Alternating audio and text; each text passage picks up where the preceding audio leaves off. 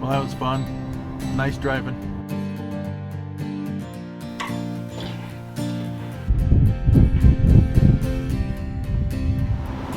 Hello, Tom and Melanie Kenney. Again here on a winter trip.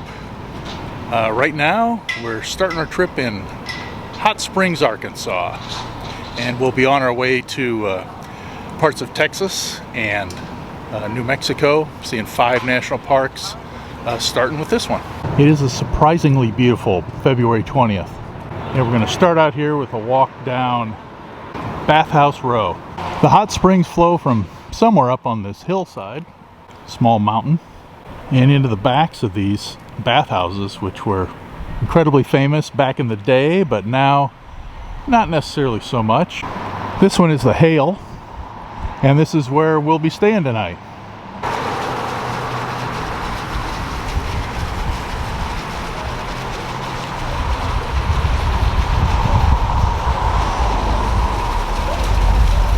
Park Visitor Center is here in this building. I don't know if you can see the steam coming off of this or not.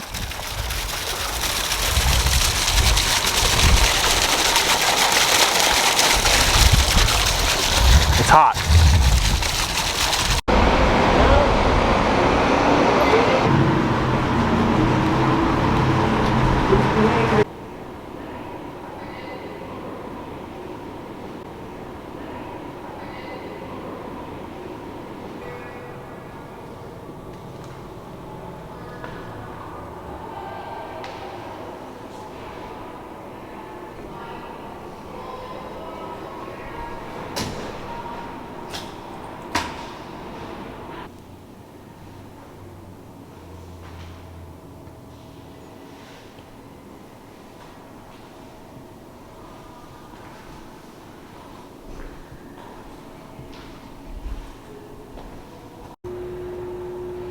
There were, of course, different sides for men's and women's. This is the women's side with these pretty windows.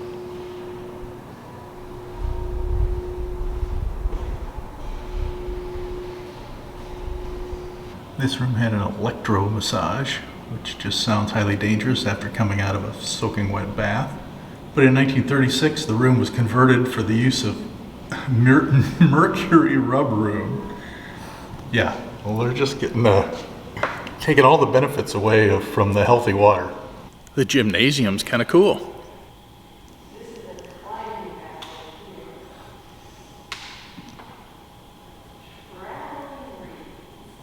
I wonder how many of the average guys that could come in here would be on the pommel horse and the parallel bars. Those travel rings. Traveling rings. Oh, so you swing from one to the other around the room. Oh. And of course, rope climbs. Yeah, well, there's a rope ladder and a climbing rope. Then the trapeze.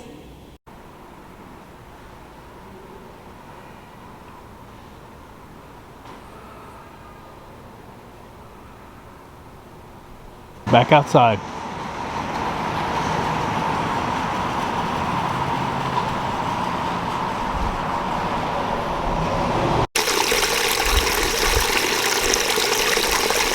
Here's an open spring outside.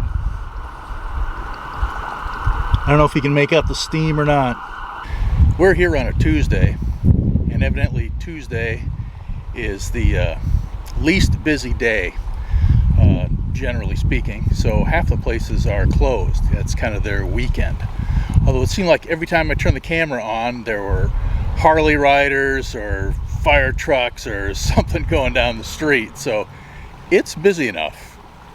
We're going to walk this path that runs up the hill behind the bathhouses.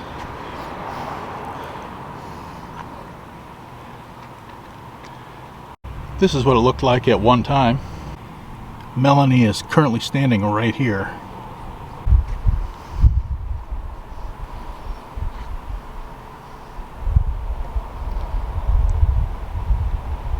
There's a ton of stuff that is long gone and overgrown with trees. we're going to walk the Tufa Terrace Trail for a little ways and then come back along the promenade. Here the water comes right out of the rocks underneath our promenade sidewalk and cascades down here.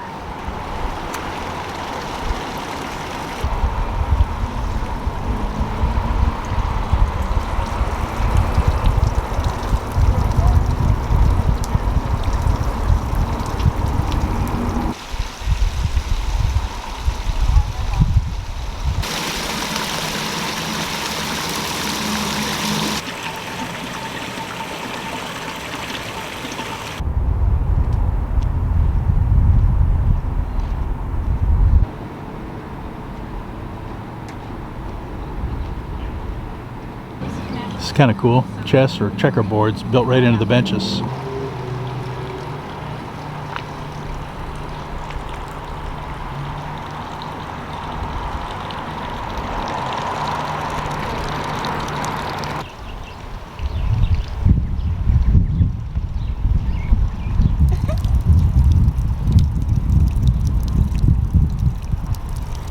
Warm. Well, it's supposed to be. Here's a jug fountain where you can fill up your jugs of water.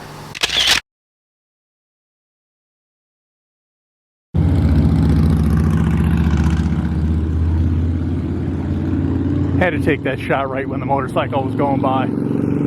But this is the top of Hot Springs Mountain. There is a tower here, but we're not going to go up in it. View from right here is pretty cool anyway.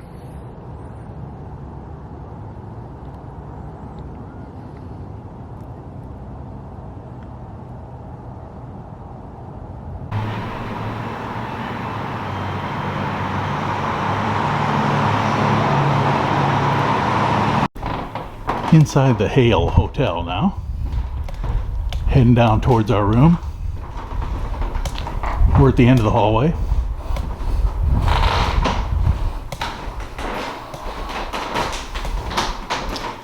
We're in the superior room.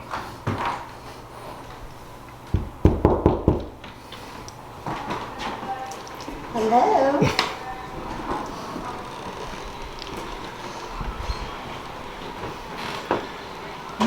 It's kind of cool with the all brick. Wait, I have something to show you. Fridge in the corner. Wait, it's not just TV. a fridge.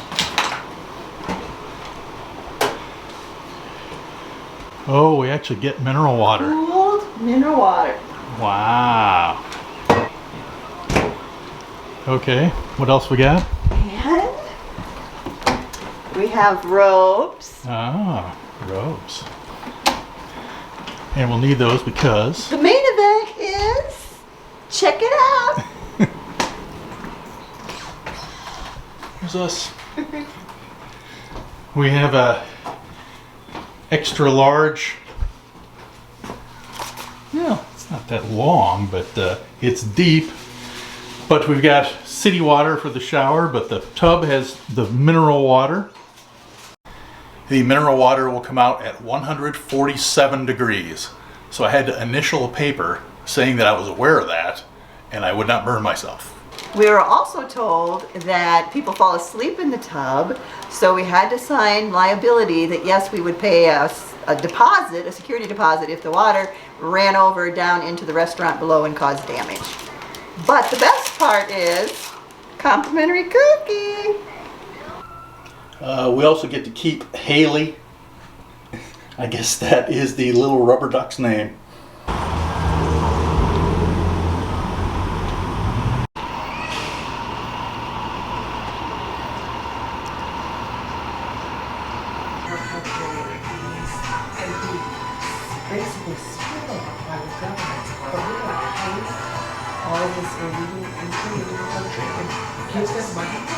All right, time to eat. One more shot of the hail in the dark.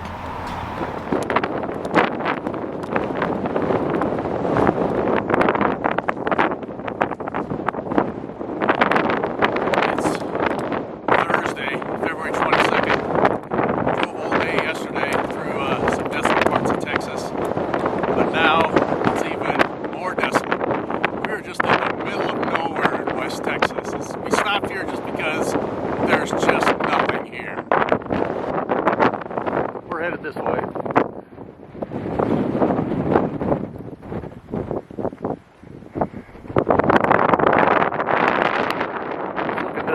behind us a minute ago.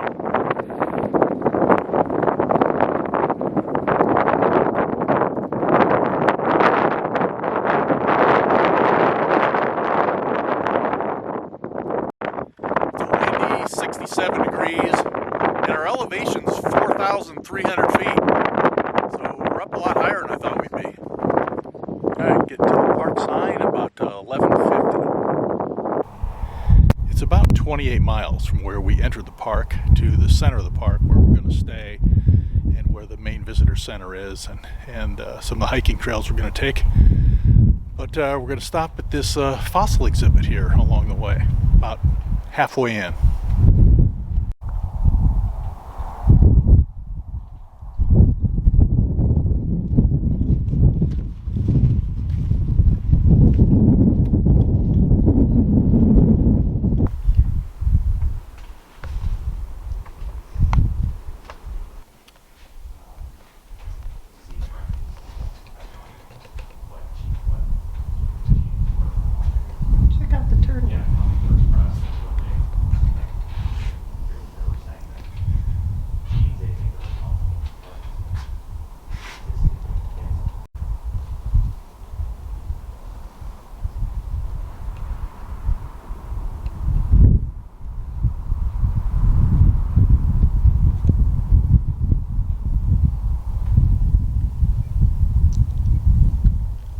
That thing's huge.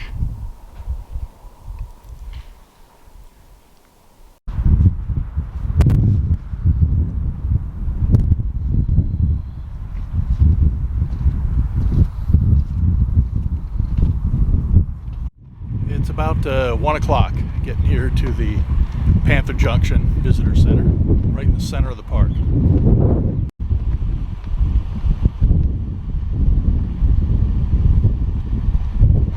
Okay, we came in here.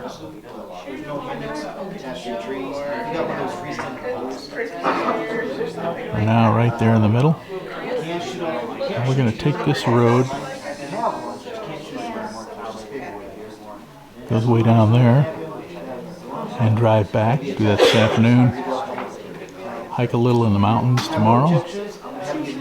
And then also drive down this way. One more time. We're at the Panther Visitor Center. I'm going to go up this way around the mountains. Follow the Maxwell Scenic Drive. Down here to Santa Elena Canyon, which we might not go in because I think you have to wade into the river to get there. But we're going to at least look at it. We'll actually drive back up to around here to the Chisos Basin. That's where our hotel is, and that's kind of, I think, where our hikes are going to start. Okay, getting close to the end of the road to Santa Elena Canyon, and I'm guessing this is the canyon here. But again, it might be wading through water to get to it. If that's the case, we're not walking in. But if it's dry, we might hike up the trail, which is about a mile round trip. It feels so dry everywhere, but there is some water down here.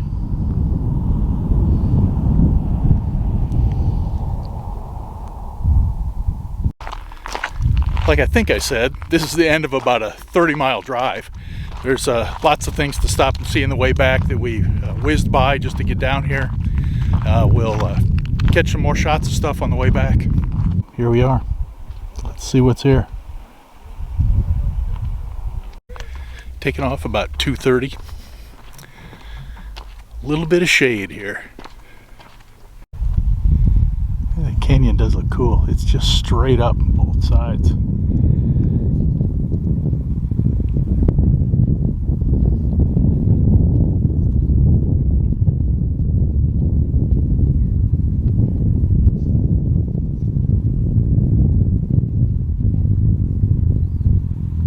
I think the only way to get up there is to cross this creek. So there might be a way across way down here. We're gonna have to go look and see. Well, this is bone dry right here. I just think we have to scale this wall.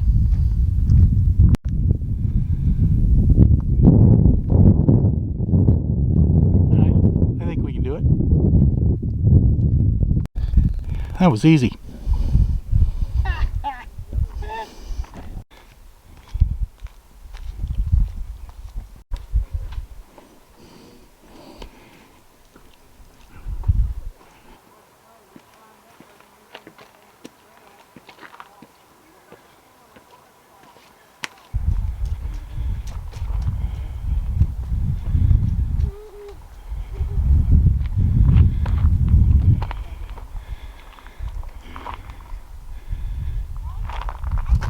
Okay, that was the hard part. Now we'll venture in a little ways.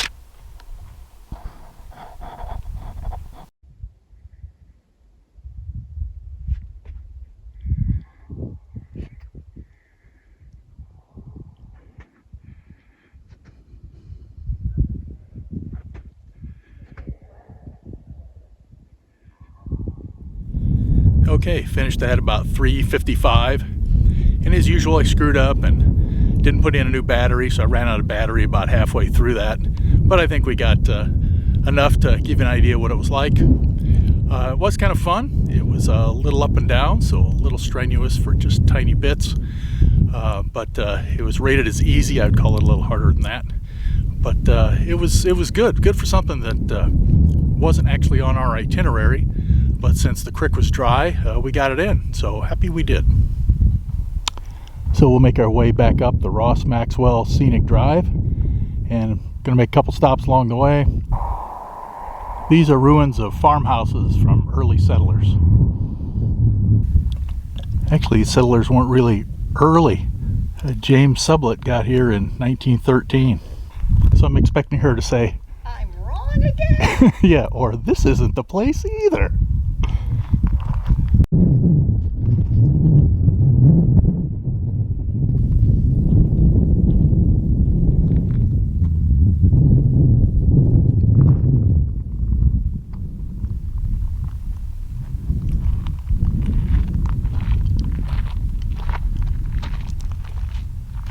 Wanted to get some of the white rock that almost looks like snow.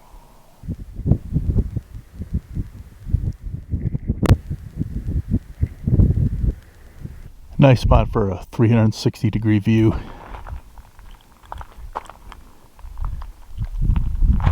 Turning into the sun though.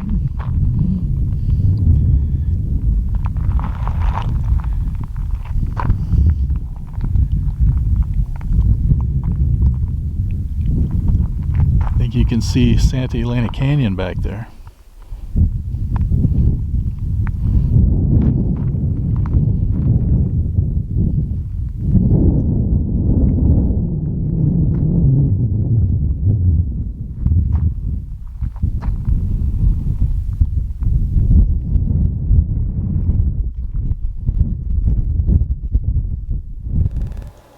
Quick shot of our room.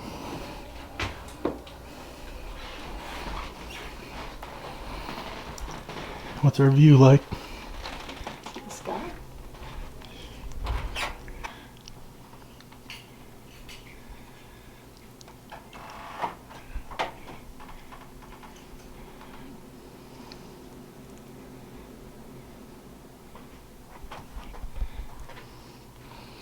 Guess we should look out the front door too.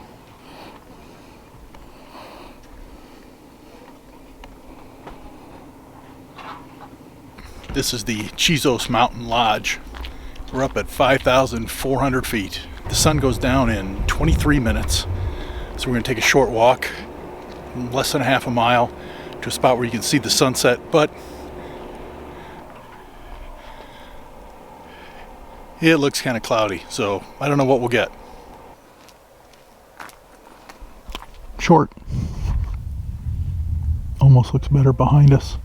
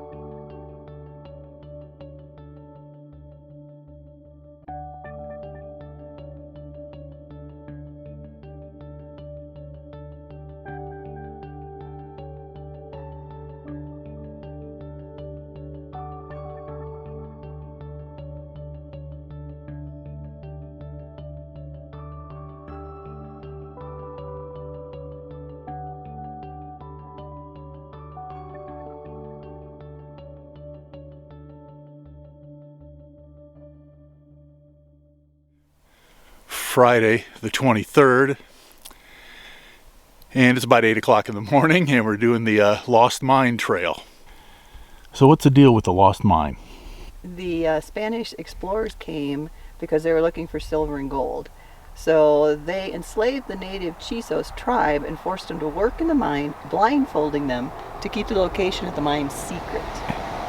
But the Chisos revolted, killing every single last Spanish captor and sealing the entrance of the mine. So I think the mine is actually lost. I don't think there's really an end to this hike. It's just sort of an out and back. I don't think we actually see a mine at the end.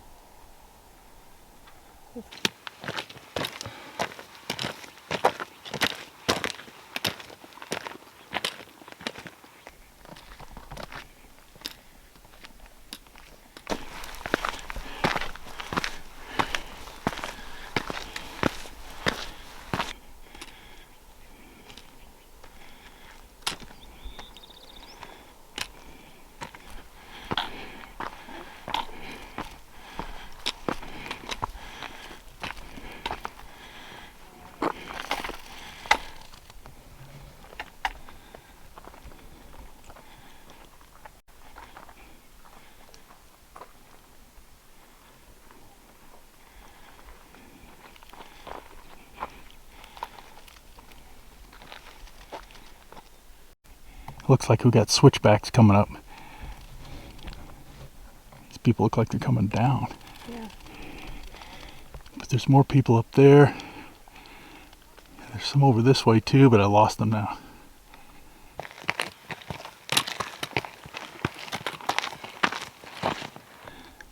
Okay, from here you can see the road down below, and looking back through the same window that we watched the sunset through last night. Okay, it appears that we still have to go up this yet. Man, that is steep. This is a pretty serious series of switchbacks. We are really climbing. Thank goodness we're in the shade. And the view is cool.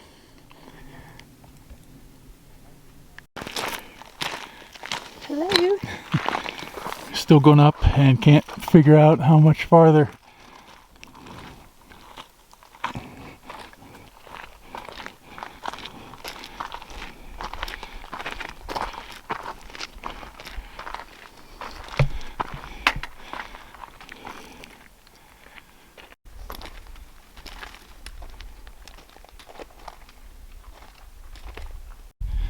I think you can see our trail down there.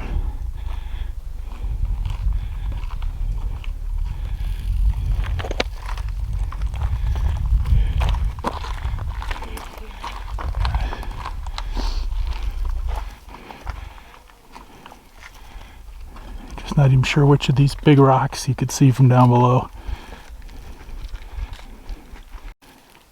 Well, at least we're getting up to where we're hiding behind these giant boulders.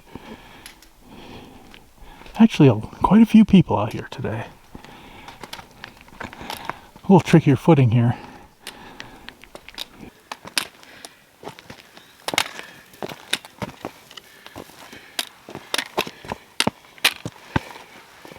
I'd say we're kind of over the saddle, kind of over the top of those rocks we were looking at. In fact, if I pan around now, I'm not even sure where those big boulders are.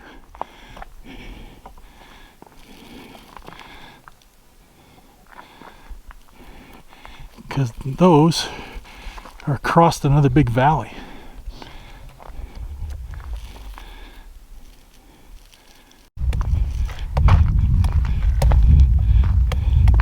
I think that's our destination right there. Oh.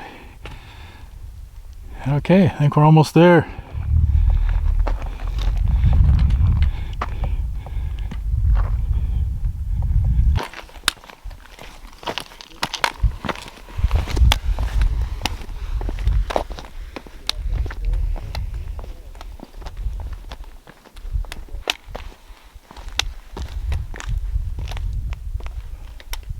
great views in either direction.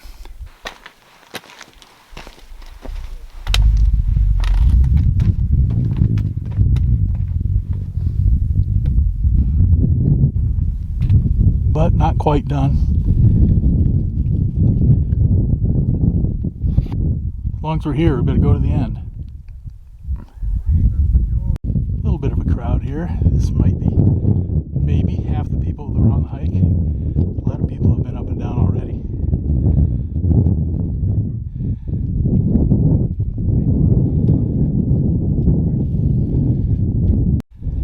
Okay, I reached the high point at 10:30. So it took a little while. But we were moving slow. If you get the 360 from the top.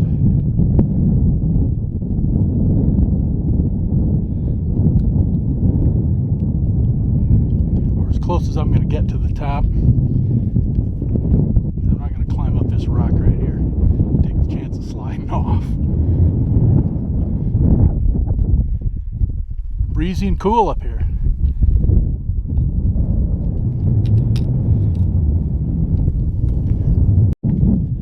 Some major drop-offs.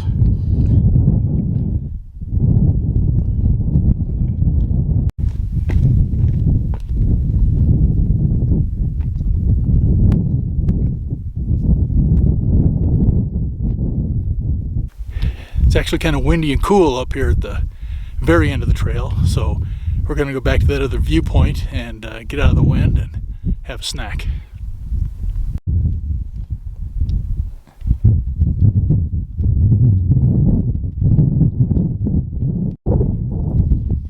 Okay, one more time around for the camera. And as usual, the plan will be to put the camera away on the walk down.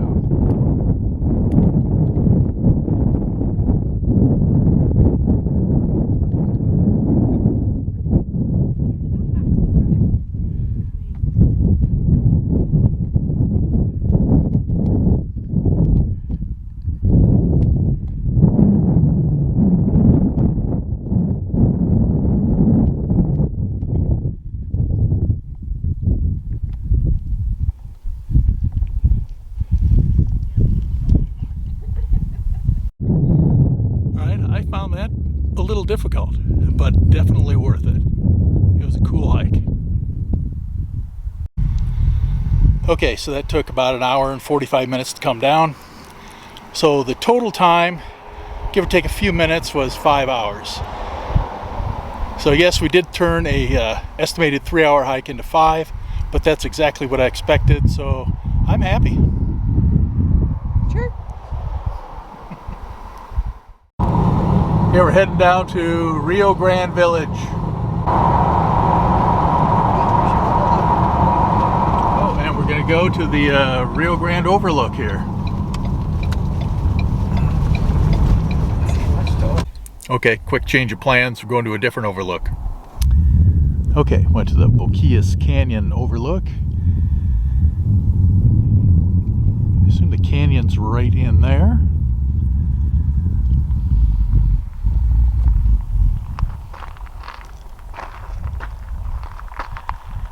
And this is the Rio Grande down here.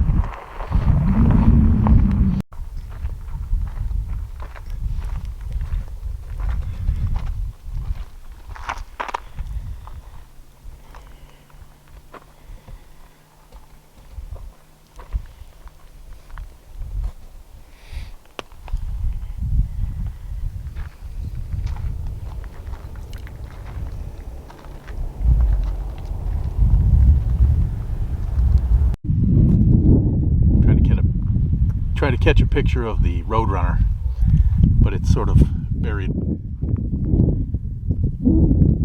It's actually pretty big.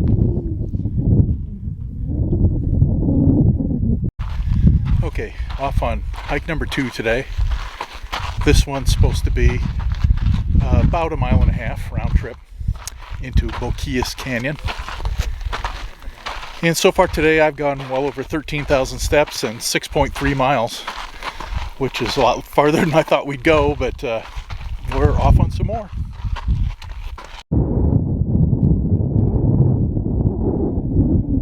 The first part is some climb up some switchbacks, but not too tough.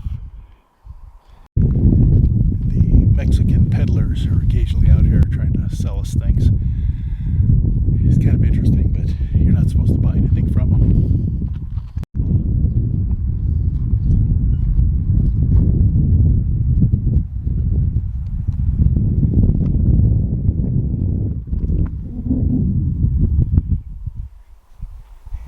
Canyon is over here.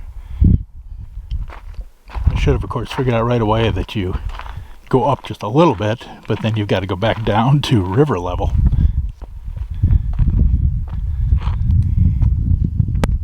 Got horses literally right on the trail.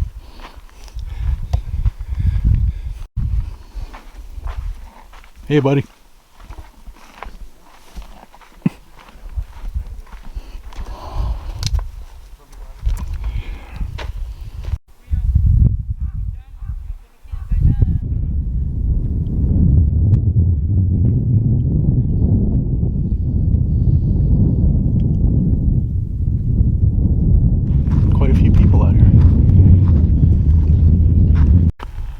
Similar to Santa Elena Canyon, yet considerably different. Okay, a little farther in now. Is the water flowing into or out of the canyon?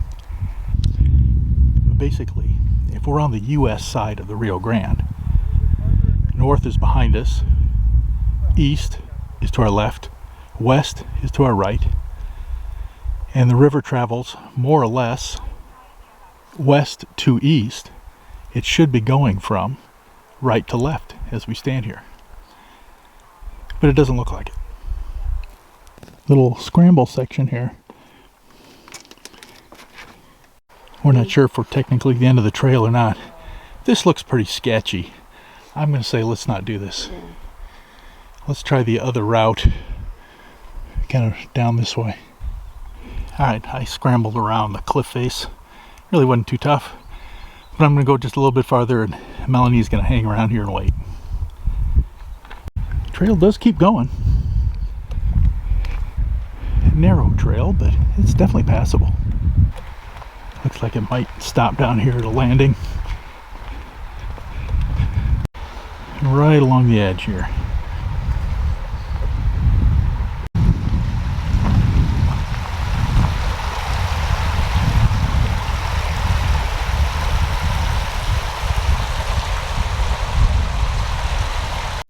Definitely the end of the line here. The water comes right up to the canyon walls from here on in. And it's definitely going from our right to left or west to east.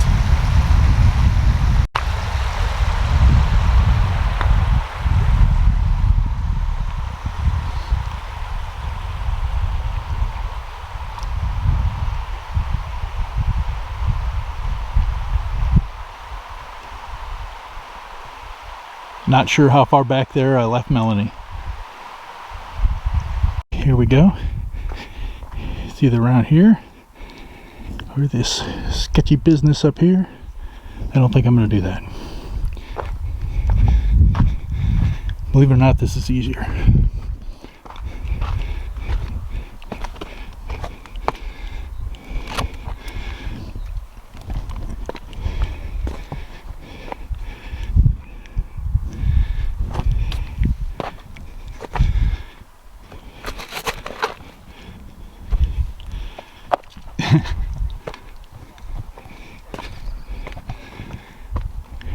Ta-da! Just thought the cliffs looked interesting with those ridges down through there, almost like some giant thing had drilled down into them.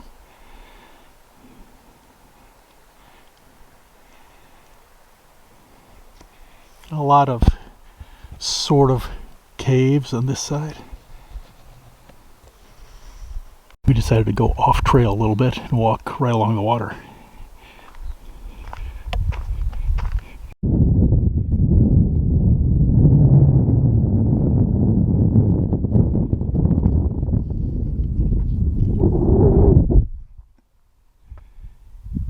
We're actually down here looking for turtles. No luck. Okay, that wraps up that one. I'm not really sure how long that took. We didn't check the time. We might have goofed around for a couple of hours. I'm glad I made it all the way to the end. It was kind of fun to go around the little rock scramble and make sure I got to the end of the trail. As of now, I had 17,870 steps and 8.43 miles altogether. Okay, now we're heading down this sketchy, bumpy gravel road to some natural hot springs that are right along the river.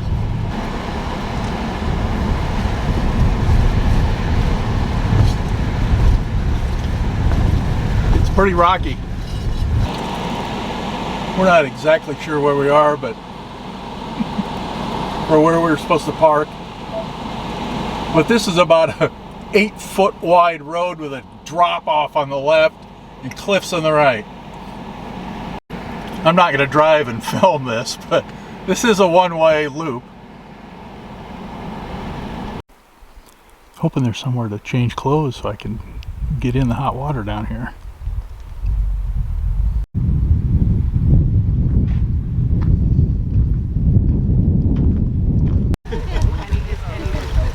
Just too crowded for me. I'm not getting in.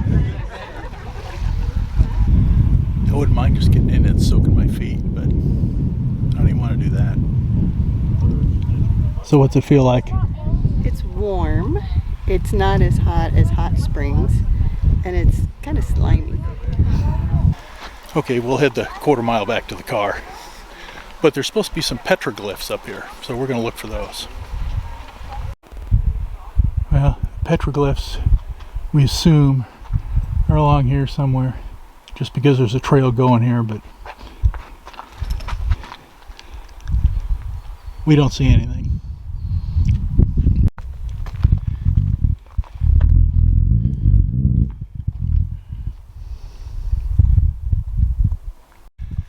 Well, evidently, at one time, this was the place to come. But we just kind of figured out that we're 115 miles to our hotel. So, time to hit the road for the day.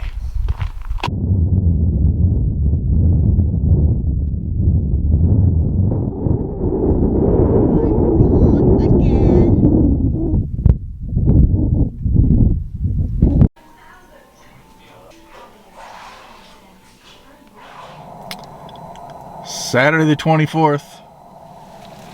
We are on our way to Carlsbad Caverns.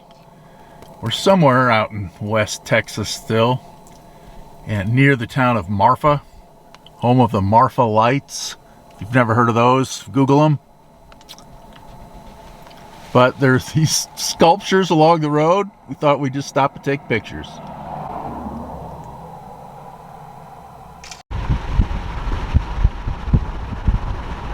Just afternoon, we're at Carlsbad Caverns National Park, taking the cave tour here pretty soon. These folks behind us were kind enough to take our picture, and now they've set up theirs.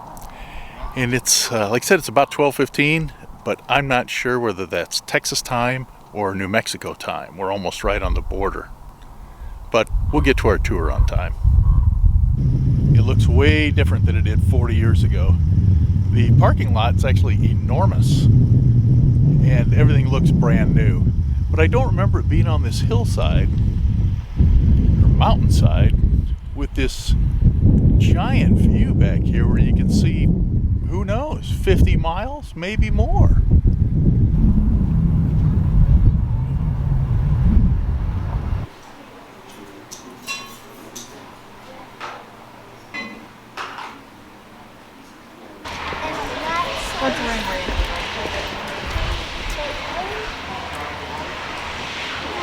The visitor center's up here.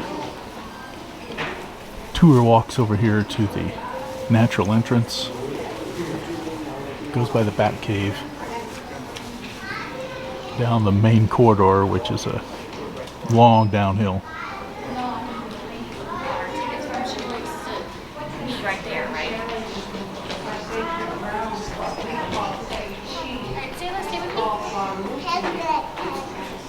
Then over into the big room.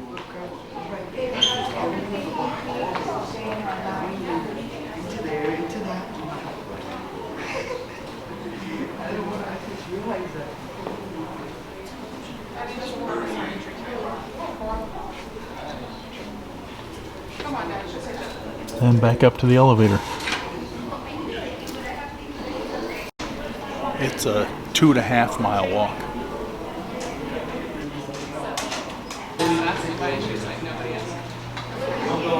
I'm tempted to try to fit through there.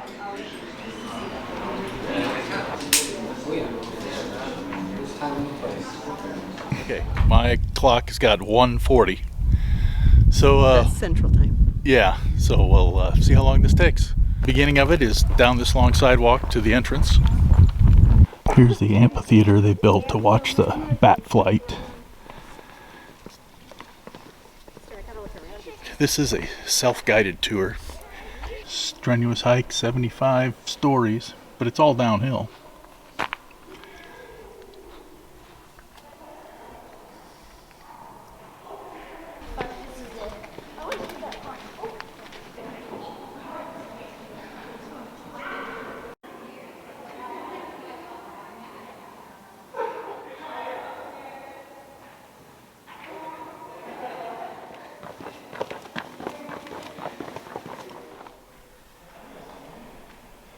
This section of the dark over here is where all the bats live.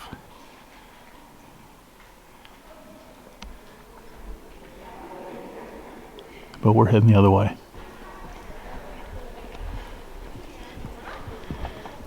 Probably can't really see this, but several more switchbacks going deeper. This is the whale's mouth. There is just a ton of more switchbacks. Man, we are going way down. You really kind of lose your sense of scale here as to how far down this goes. All right, this is looking backwards.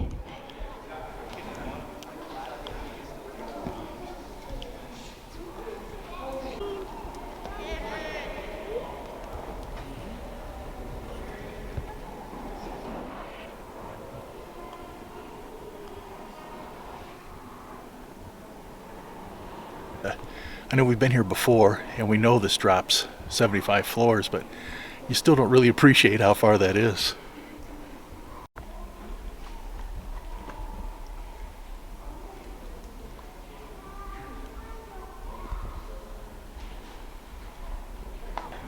This is called the Boneyard with this Swiss cheese pattern.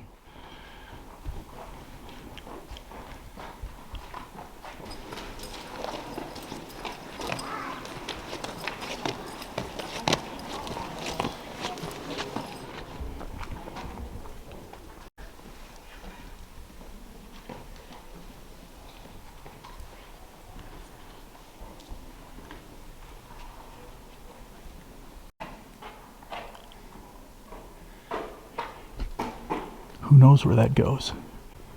And who knows where this goes? Way down there.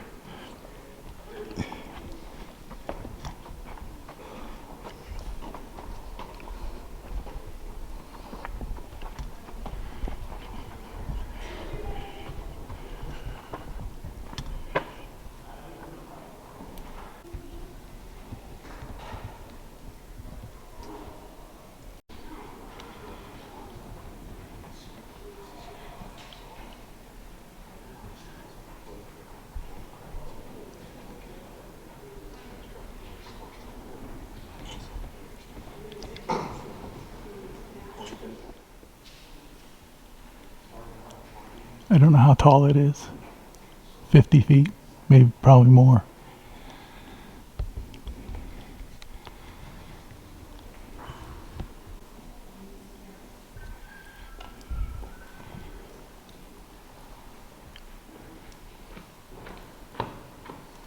You just can't point the camera in a wrong direction.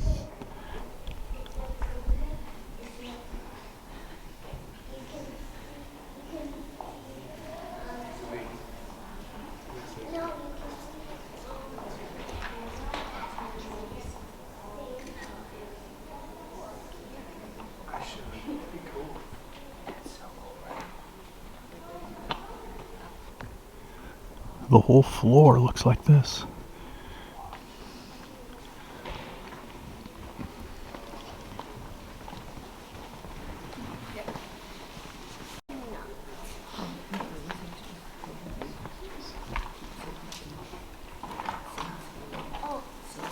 just wanted to mention that I know the paths run right next to some of these formations, but there have been people touching them like crazy, and not just finger tapping them, but just rubbing their hands all over them. And it's not children, it's adults. Yes, it's bad.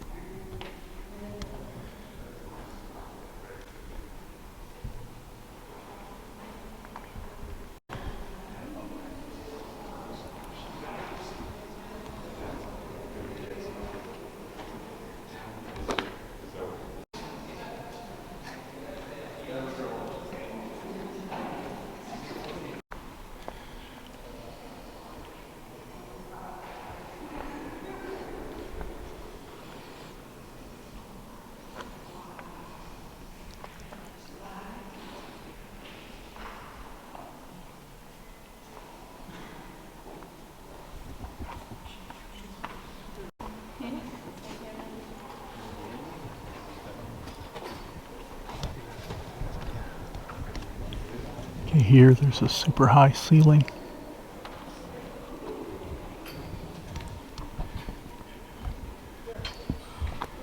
And it goes way down. That last spot was 90 feet down. And probably at least 90 feet up too.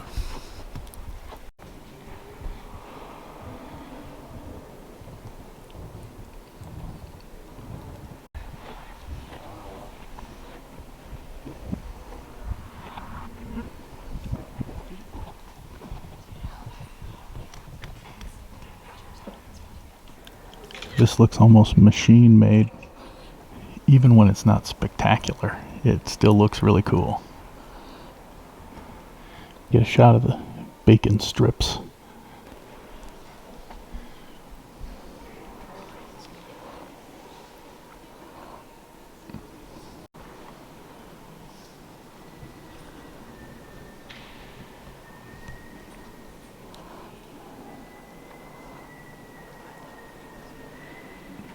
Still in the big room, still more to go. This is weird looking. And it's weird the way it is so flat on top. And I know it's hard to get a sense of scale down here, but that light down there is about 2 feet across.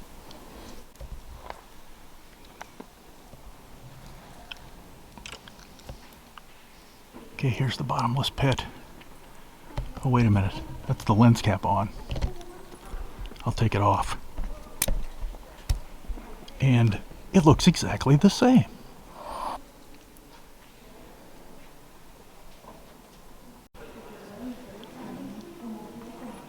Still walking.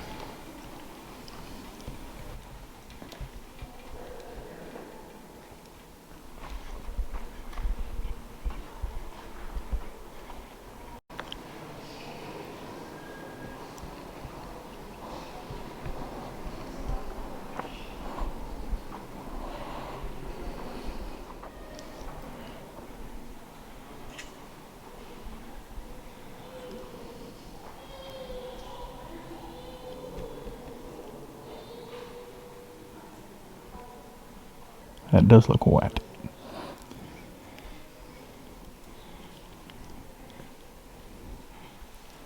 So this is the Crystal Spring Dome, the largest living stalagmite in the cave.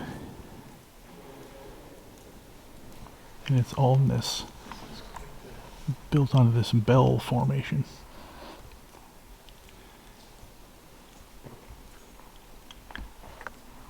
Kind of creepy looking.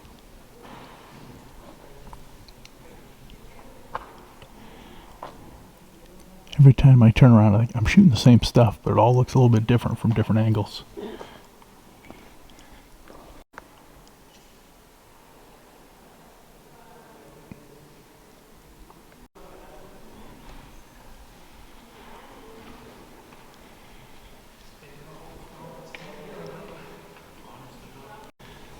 Okay, so Melanie figured out how to use her phone as a camera. And the thing is, don't take the stuff that's lit. Find the things that are unlit. Mm-hmm. All right, here's a pretty big formation. Looks really cool. This is what it looks like on video. And I'll put in a shot of a photo.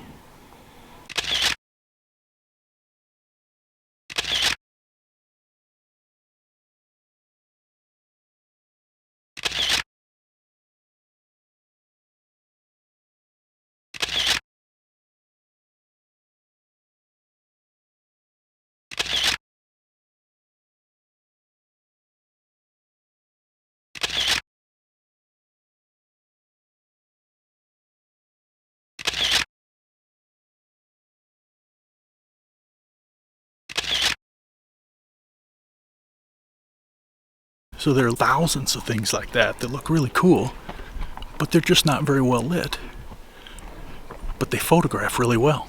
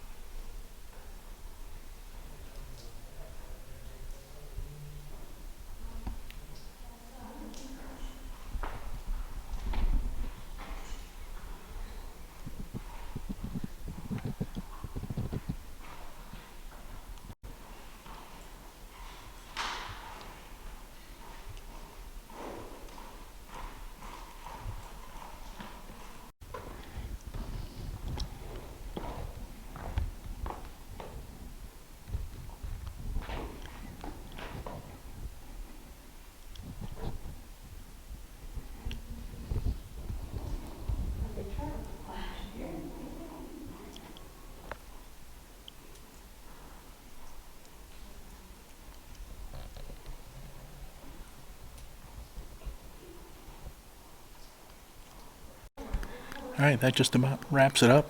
We're into the elevators.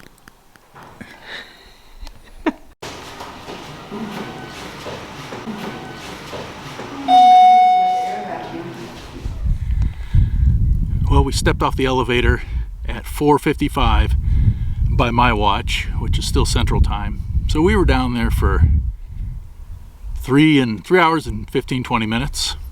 I think it's still great. For my money, it's still the #1 cave. I'm just reading there's a scenic drive. We may take a scenic drive. Okay, let's do that. Well, so much for the scenic drive. Okay, one more quick stop on the way down.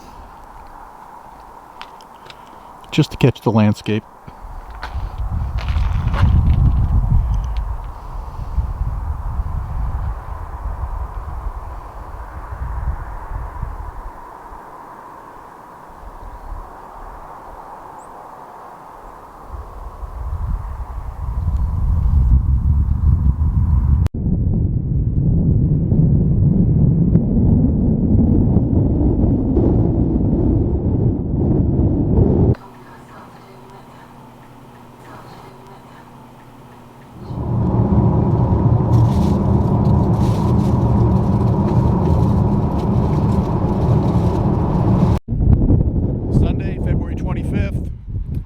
Yesterday we were in New Mexico at Carlsbad Caverns. Now we've backtracked into Texas, about 25 miles back. And we're at Guadalupe Mountains National Park. And we're going to pick a hike and do something here. But it is super windy. It's been calm for days. But I heard on the news there are big wind advisories everywhere. And you can really feel it. I can hardly hold the camera still.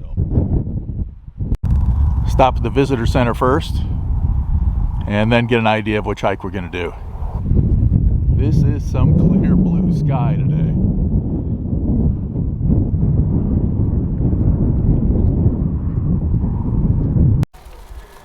Okay, it's about 10:30. We're taking off. We were at the visitor center down here, but we've driven back up this way and in here. So we are at McKittrick Canyon, and we're going to hike up to Pratt Cabin.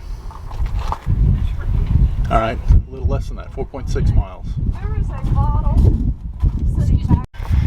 Information always seems to differ. That said 4.6 miles. It could be a little farther. And it said 200 feet of elevation gain. I thought it was closer to 500, which still isn't too bad. So we'll see. But wind gusts could be up to 40 miles an hour. Most of them say 4.8 for a length round trip. Right, that's what I was saying.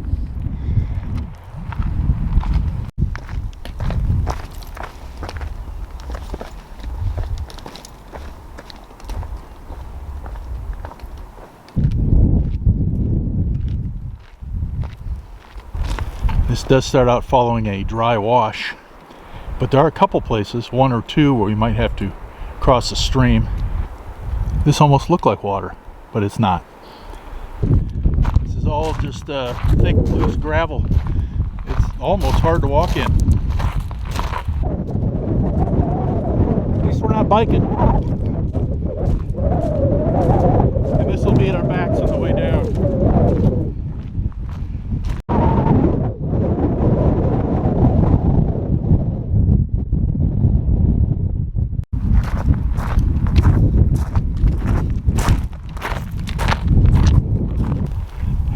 Melanie noticed how green it is through here compared to parts of Big Bend where we were.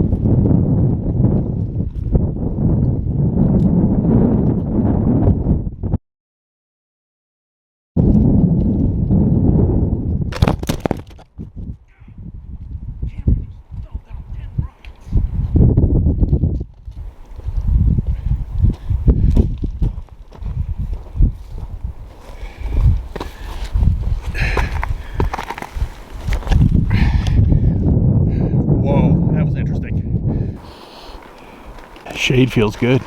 Out of the wind a little bit too.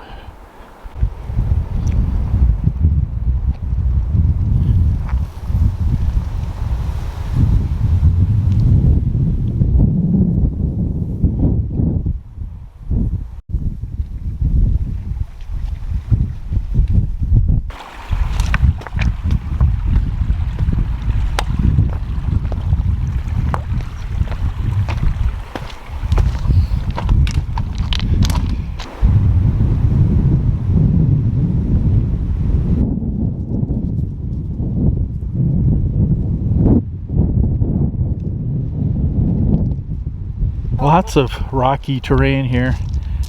Sturdy hiking boots are definitely necessary.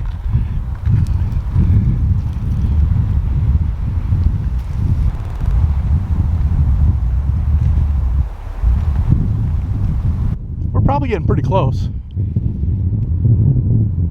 Well, can't be much farther now. And there are a couple buildings up here. I think this is the main cabin here on the left.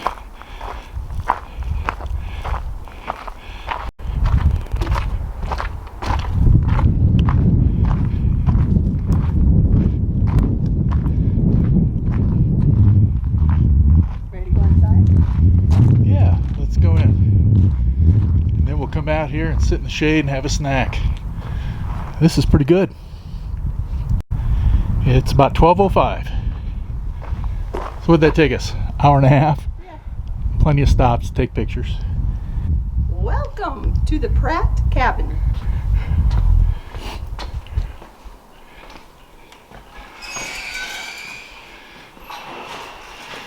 Alright.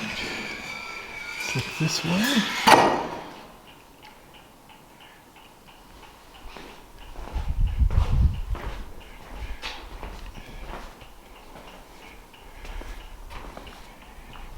Can't go in the kitchen.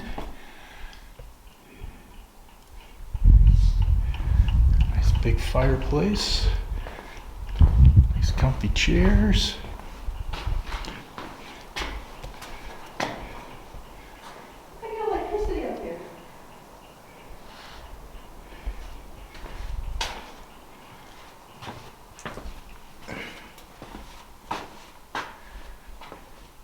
Bedroom. Big tub. Okay, Wallace Pratt built the cabin in 1931 or 1932 and lived up here for a while. Ended up donating the land to the national park in 1961. Well, it was a state park then. Oh, state park then.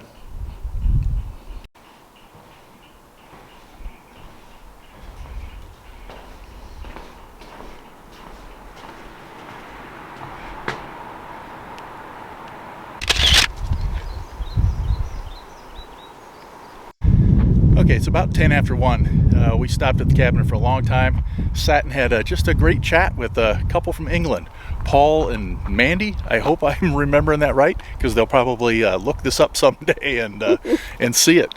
But yeah, that was fun. It seemed like we actually had a lot in common. Talked a lot of sports, talked about the kids. Culture. Yeah, culture.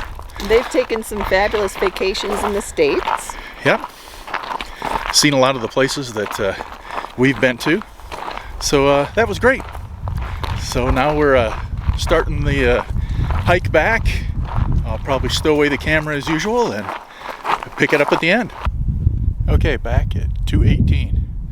That was a nice hike. It was about as level as any hike we've ever been on. But it was hot and dry and windy, and the footing was kind of rough. You really needed hiking boots because it was rocky. If I was going to say it was any more strenuous than easy, it would be the footing that would be the reason. Otherwise, great hike, fun out at the cabin. Sat and talked to some people for a long time, and that was enjoyable. So I'd recommend it.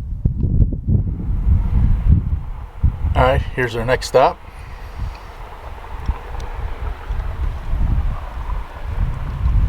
We were up here.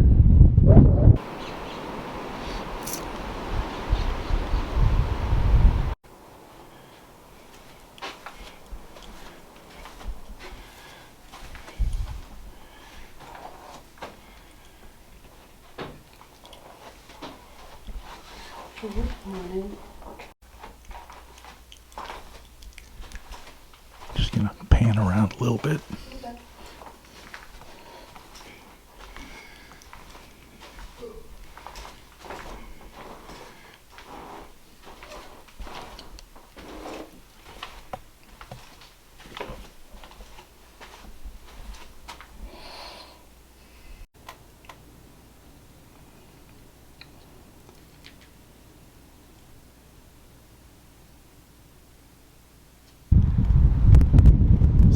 The red building was a schoolhouse.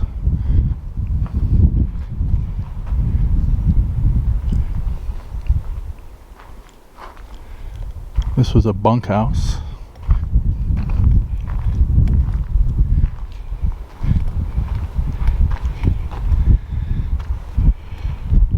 And yes, this was the outhouse.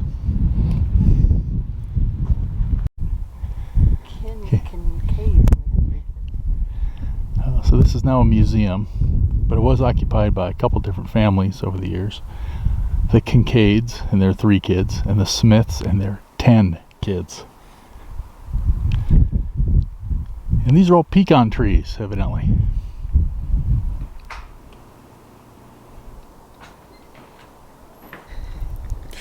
Okay, we're at Dog Canyon, and Melanie was looking at the map and looking for other places to go. And she said, let's go to Dog Canyon. And I said, yeah, sure. Like, why not? And then I didn't realize that it was an hour-and-a-half drive all the way around the entire mountain range to get to the other side. And there's only one way here. That's the only way to do it. So it's supposed to be a place where there's solitude. And there's some buildings around, and a few people and a campground where it's mostly just tents, no RVs because you couldn't get them down the road to get here. But half of the road, especially the last few miles, the weeds are growing up over the white lines on either side of the road. So the road is actually extra narrow. And I'd say this is probably as remote a place and hardest to get to a place as we've ever been. It's an adventure. It's crazy. It's also breezy and kind of cool here to put the sweatshirt on. Now there are tons of trails in the park that go over the top of the mountain range or through canyons and then over the top of the range. And everything kind of connects to this point on the other side. But like I said, there's only one way here and it's just kind of long and hard to get here. And speaking of long and hard, every one of the trails that goes over the top of the mountains has got to be, 12, 15, maybe more miles of hiking up in the mountains. So that would all be hard. But we're just going to take a short little walk. There's really not much to see here, but I think that's the whole idea. Maybe I'll do a 360 sweep out here. There's not much to see. He said it's mostly just trees and the mountains in the back. But you can't hear anything except the wind blowing in the trees. You don't hear any people, you don't hear any traffic. I don't hear any animals, birds even. It is really lonely.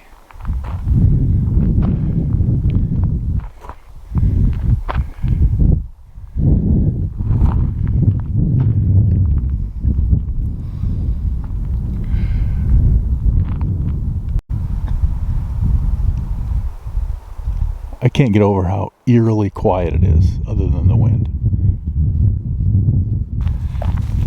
Even at this point, the trail is incredibly primitive. It's almost not there.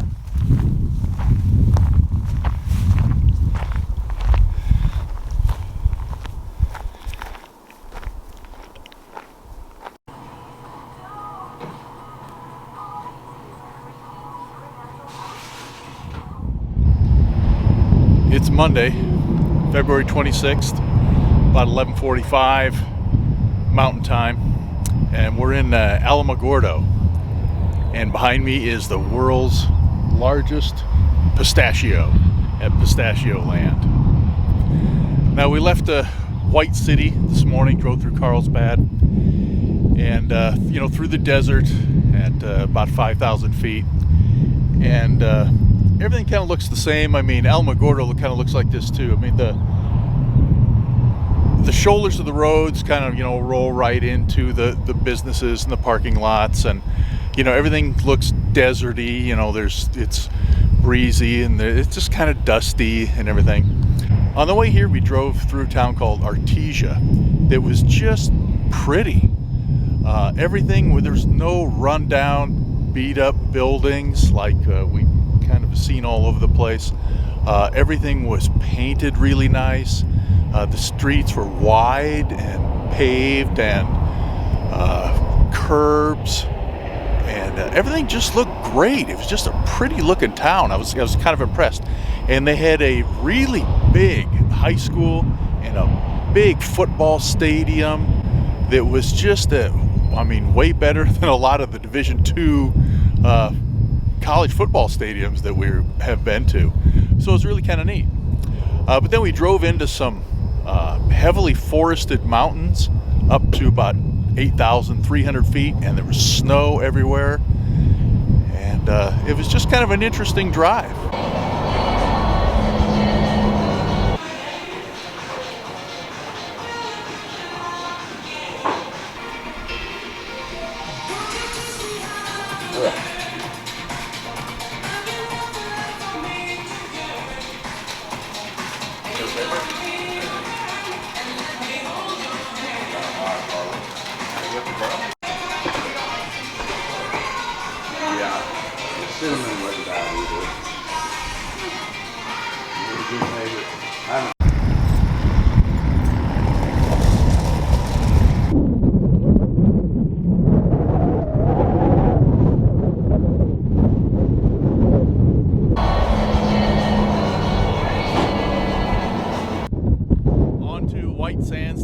York, and it is just plain windy out here. In fact, driving over here from Alamogordo, about 15 miles, it was kind of a brownout situation. You couldn't see the mountains that were visible before, so it's crazy out here. So I don't know how much we're going to do. I think once we get out onto the white sands, it might really be bad. Here's one of my favorite features of our new car. It gives you your elevation all the time. So right now we're just over 4,000 feet. Okay, so we went to the visitor center and we're told that all the trails are closed due to the high winds. So Melanie had the amazing forethought to download an audio tour on her phone so we can take the drive and listen to the tour and kind of get to at least hear everything we want to hear about. And I'm sure we'll shoot a little video as we're driving around, but we probably won't even get out of the car. We could stop at the exhibits, though. Oh, okay. Well, we'll see what we can do. Quick shot of the map here. We are just driving up this drive and around this loop and back down. But, oh, here's a better shot of it. But I wanted to point out where it even says right here, wind. Okay, we stopped here to learn about the life, plant life and some animal life living in the dunes. This almost looks like snow blown over the road in Iowa.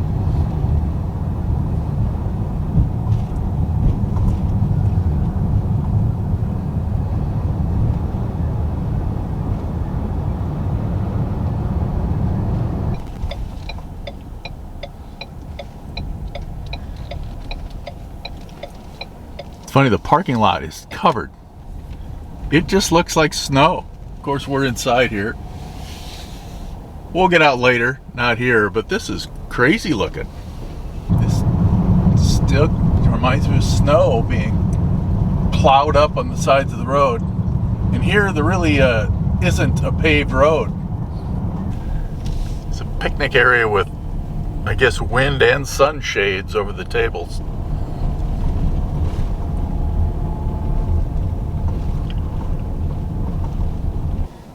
You can get sleds and sled down the dunes. So it looks like some people are doing that. We did not plan on doing any sledding. Not really even sure where we are here. But I thought I'd stop and just pan around a little bit.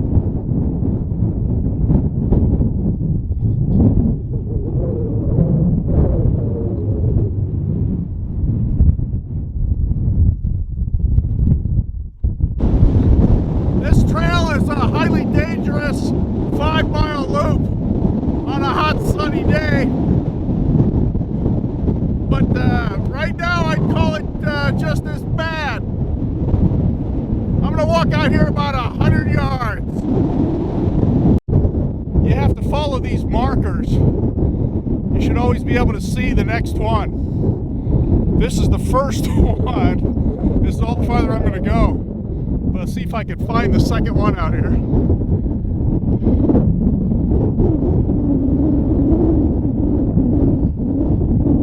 You can see it. But otherwise, there's just nothing out here.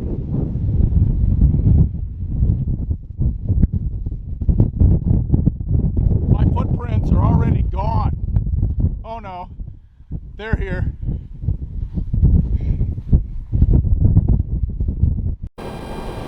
Checking out the ripples in the sand dunes. I don't know if I'll pick this up or not, but just getting bits of the road just because they're crappy looking.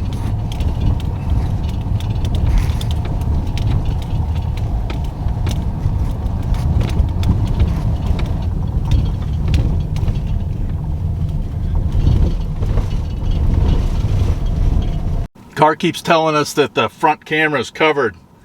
I went out and wiped it off. I don't think it's covered. I think it just can't see anything. All it picks up is white. Heading back out.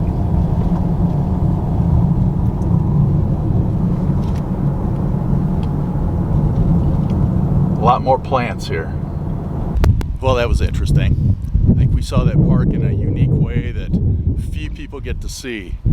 And it was so much different than we thought it would be. We were thinking about just blazing white sand and clear blue sky, and we got the exact opposite. It reminded me a lot of a blizzard in Iowa, just driving around, although without any freezing cold and with a lot more yucca sumac plants.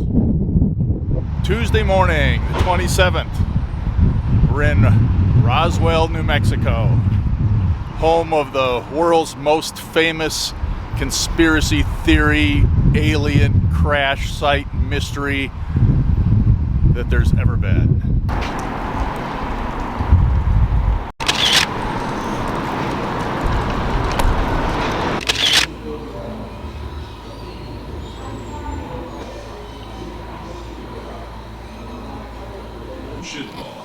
Lots of info on eyewitness accounts. The material photographed in Major General. A lot to read. Disclosed by unknown sources to the general public. Codename Majestic 12.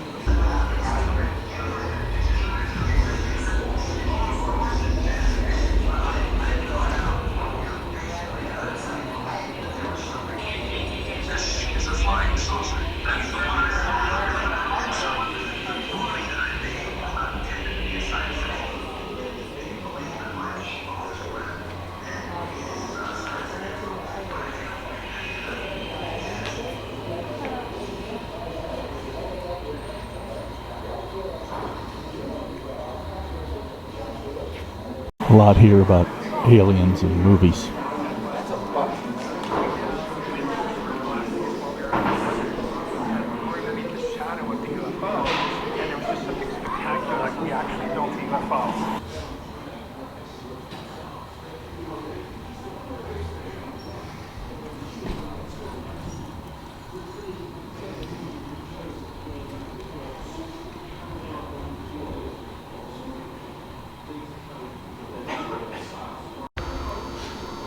I like the remake of this one too, but critics didn't.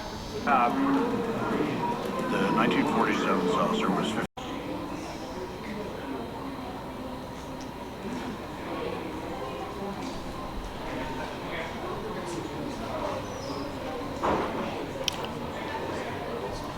I watched this.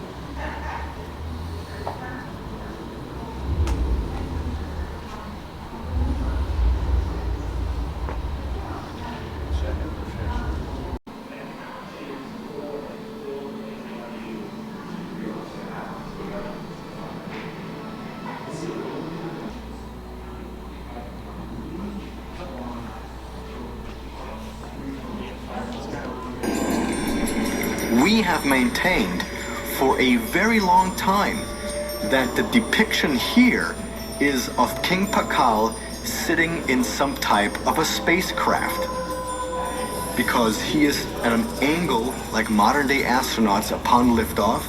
He's manipulating some controls right here.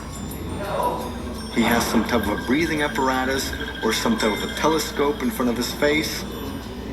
His feet are on some type of a pedal. And down here, you have something that looks like an exhaust with flames.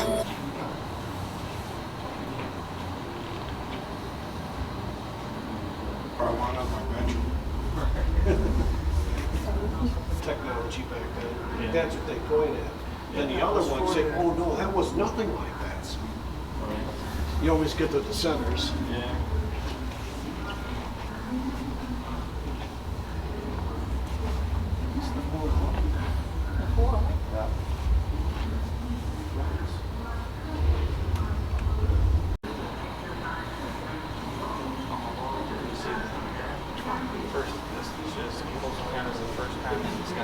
Examples of the second kind, third kind, and fourth kind.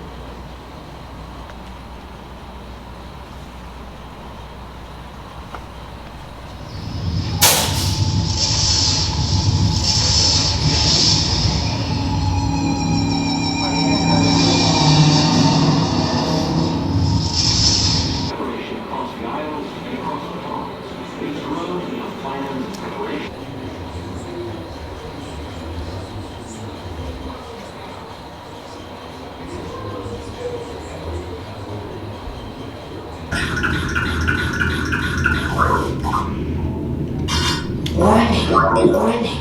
Massive nuclear event detected. Proceed with caution. It was July 1945 when the U.S. Army conducted the first detonation of a nuclear weapon at the Trinity site in southeastern New Mexico. The explosion's destructive power was comparable to about 22 kilotons of TNT. This event sent a message to the entire galaxy. You are not alone. New objective. Investigate nuclear event. Warp travel engaged. 3, 2, 1.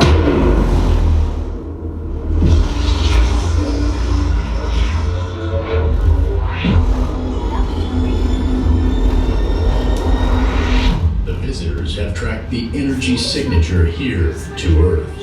While they were originally only here to collect intel, what would happen if they don't like what they find? Let's just say that we might be getting a few more visitors than we bargained for. Initiating descent and landing protocols. Atmospheric conditions are uncertain. Caution is advised. Storm detected. Withdrawal to safety is advised. Unfortunately for our visitors, the universe has other plans. Withdrawal impossible. Prepare for emergency landing.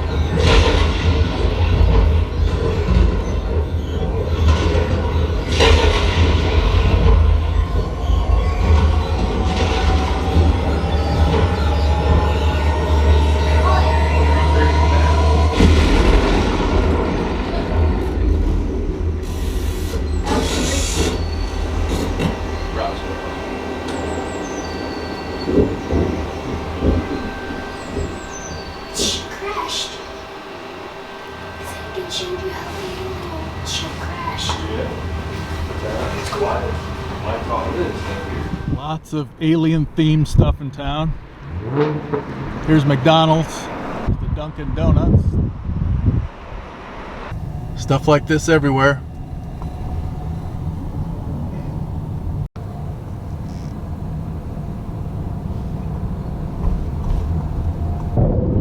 Gassing up here, ready to hit the road. But it is so windy. I think there's even travel advisories. Hope it's not too bad out on the highway. Never driven in conditions like this. Oh, it actually let up. The visibility was super low there for a little bit. Now it got better. I was going to open the door and stand outside and point the camera at the dust storm behind us and watch traffic just disappear into it because it was so crazy. But I can't open my door. The wind is blowing so hard I cannot open my door. Next stop is Capitan, New Mexico. Checking out the Smokey Bear Museum.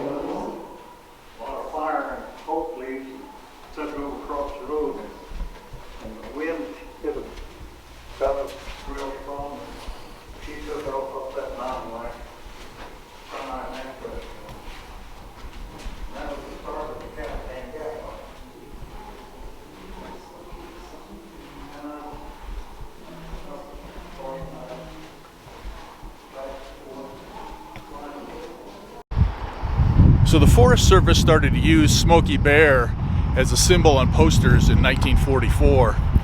And then in 1950, right here in the area, there was a big fire here near Capitan, and they found a small 2-month-old bear cub up in a tree and nursed it back to health, and then used that bear for 26 years as a living symbol of Smokey Bear.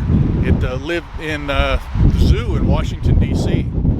And then when he died 26 years later, 1976, they brought him back here and buried him right here.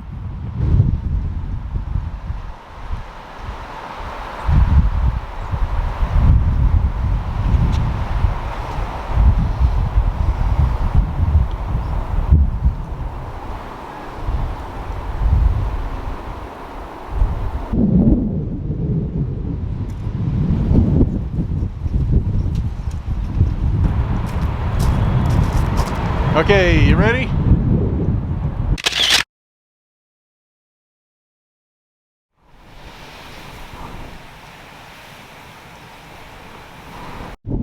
Just making another quick stop because I didn't know this was here. But this is a old lava flow from only like 5,000 years ago, which really isn't that long.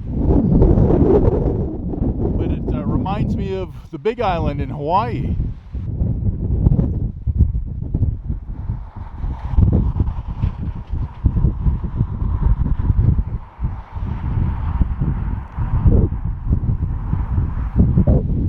And then if we look the other way, there's some snow-capped mountains.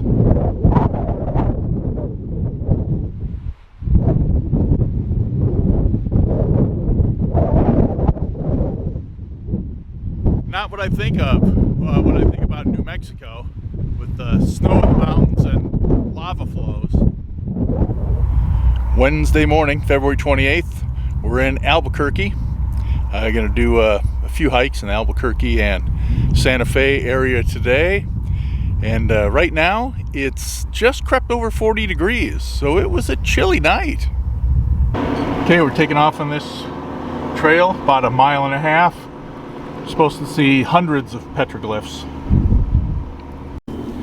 This is an urban park. It's kind of in the middle of town. So, at the moment, we're hearing lots of traffic. Not even sure I can zoom in close enough to get them good.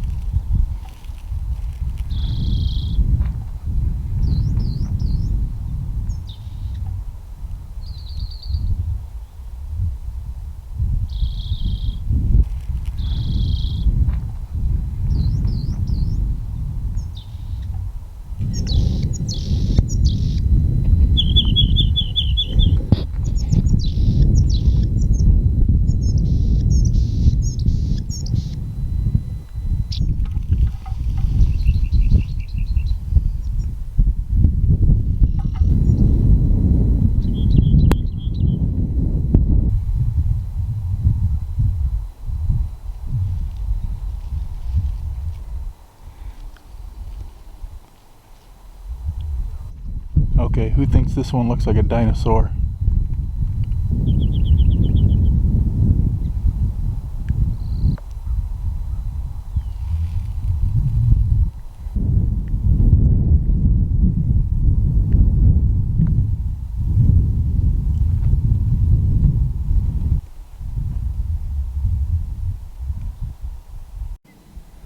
Hope this comes out. That one is definitely a guy riding a dinosaur.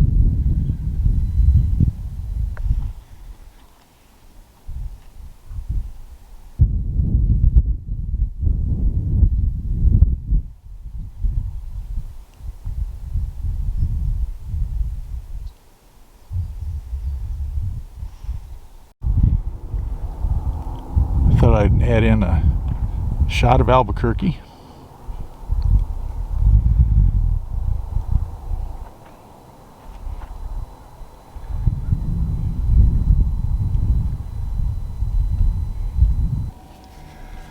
Okay, that took less than an hour, about 50 minutes or so. And that was pretty good. We saw quite a bit. Saw a lot. All right. And just a note, it's still 44 degrees. And we are up at 5,200 feet. Next stop is Bandelier National Monument. Just getting a shot off one side of the road of the mountains. And this is just a few steps off the other side of the road.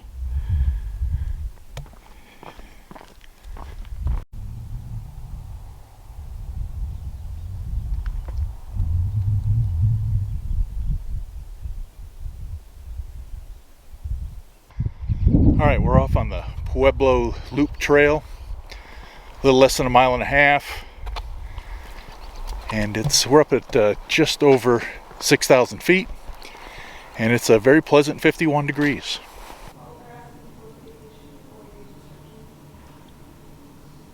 This is a traditional horno, which is an adobe oven for baking things. Like a pizza, you know, whatever else the Pueblo Indians ate. So the cliffs are made out of volcanic rock called tuff, T-U-F-F, and it's got lots of pumice in it, which makes it easy to dig into. And so the Pueblos dug out their cave-ates, which are places that they could live in.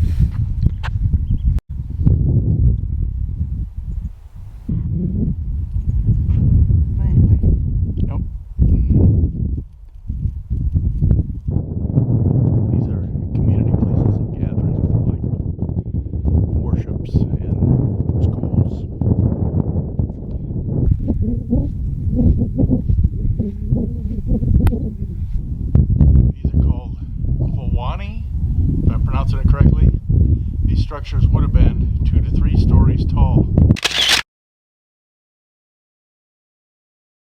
This was occupied 500 to 700 years ago. This may have had 400 rooms altogether and housed 400 people.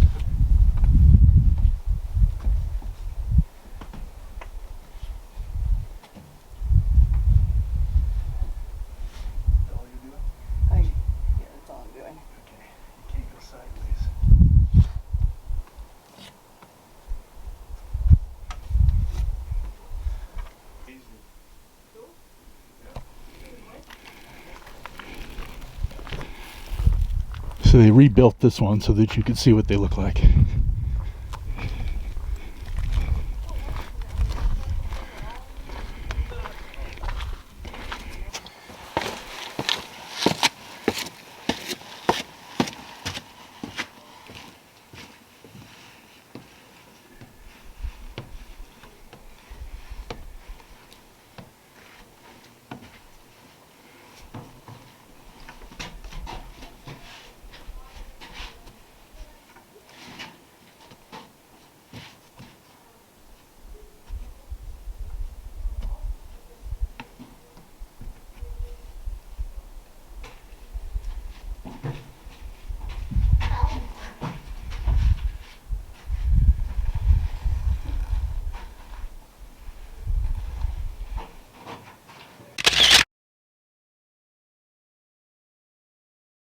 These steps are barely a foot wide.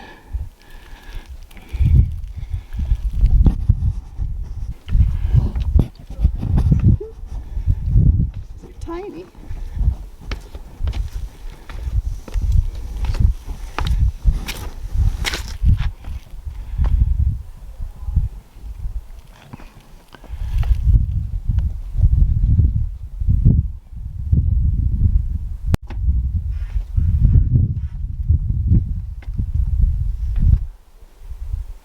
It's kind of cool, just barely wide enough to fit through.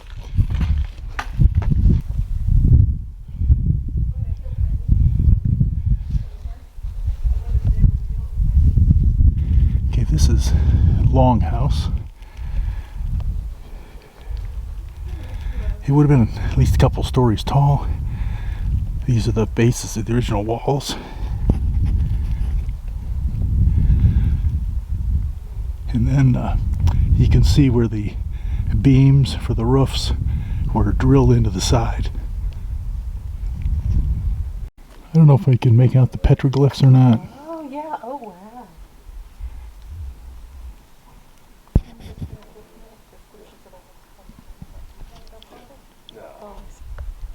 Is that what they're... Okay, look for the turkeys. And there's a little guy next to this window. Yeah. Having a bad hair day.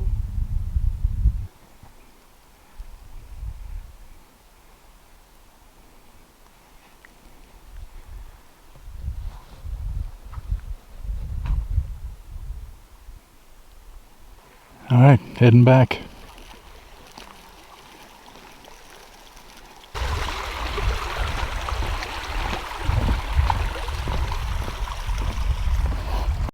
Well, that was a fun hike. Took us about an hour and a half. And now we're going to sit down and watch a short film and then head off somewhere else. We just drove up a long, windy, cool mountain road up over 9,000 feet. Lots of forests and great views, although there was nowhere to pull over, so you couldn't stop to take any kind of pictures. And there was tons of snow, like this.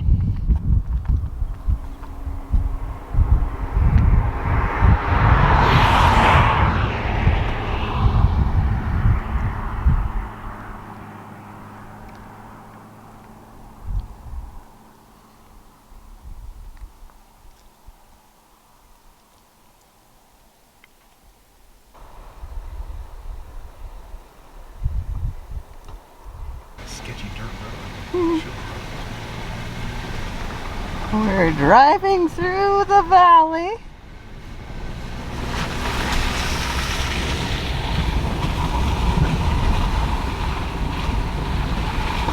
On a pretty sketchy mud road.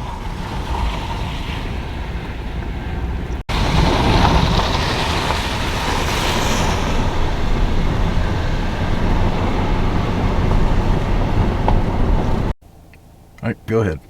We have driven down into the middle of this big valley. I'm gonna switch drivers, let Melanie drive out, and I'm just gonna film a bunch of stuff.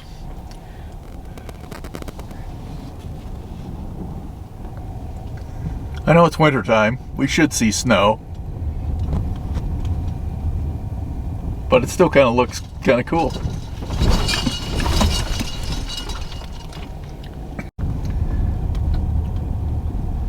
Just weird that they plowed this road just down into the middle of here.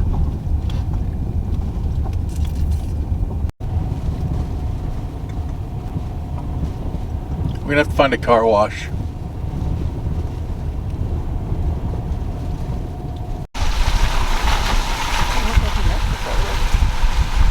Yeah, not what you think of when you think of New Mexico. There is a river that runs through here.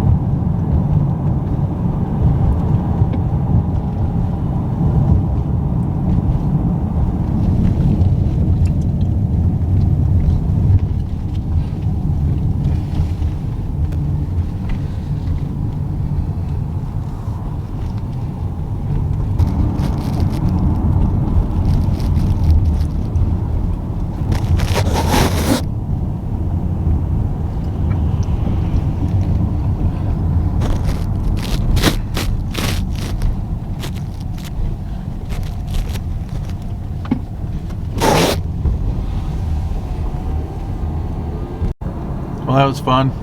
Nice driving.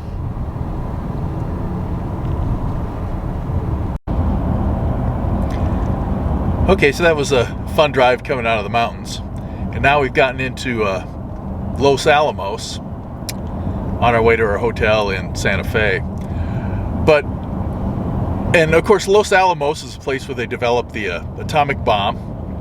And I didn't realize that it is still a highly secret government area, because we had to drive by some booths in the road where you had to stop, a checkpoint, and this military guy in these camouflage fatigues stopped us and said, you know, we have to see your IDs, or at least the driver's ID, and then saw my video camera and said, you can't video anything here. No cameras, no pictures, no video. And he goes, I hope you didn't have that on when you were coming in here, or they're going to confiscate it. And I thought, and I said to him, I go, I don't even know where we are.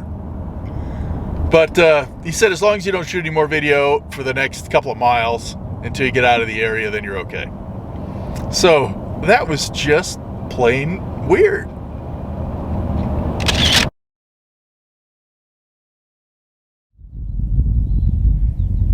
Okay, it's February 29th, and we're heading back towards Iowa. It's going to take a couple days to drive that far, and we're making our first stop here, just a few miles out of Santa Fe, still at about 7,000 feet, and it actually doesn't feel too bad out here, but it's only 37 degrees. So a little history here. People have been here since 11,500 BCE. We're close to the origin of the Pecos River, which is right across a mountain range from the Rio Grande River.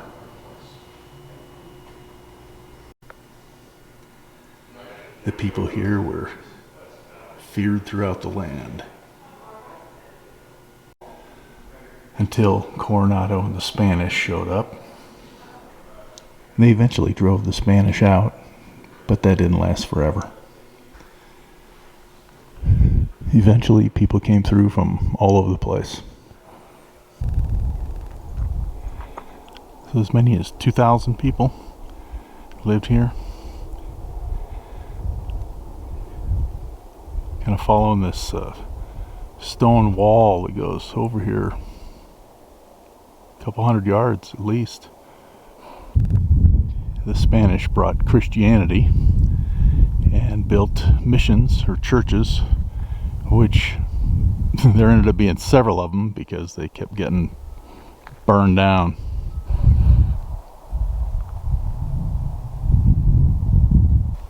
I think I'll climb down into the kiva.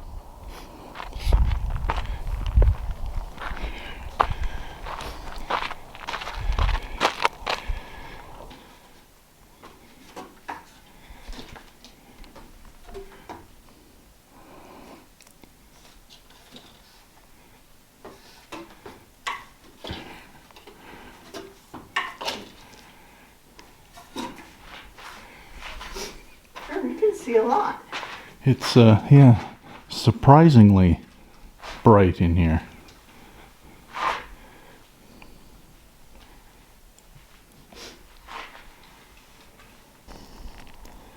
Can I hand you this?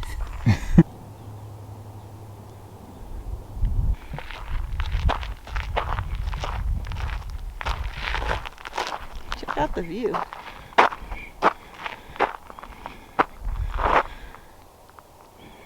See a long way. Another nice view from this angle.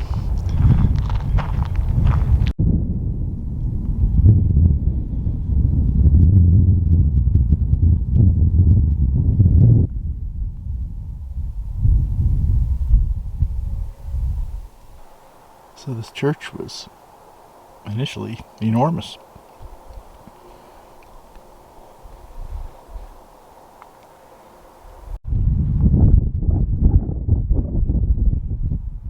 These walls are thick.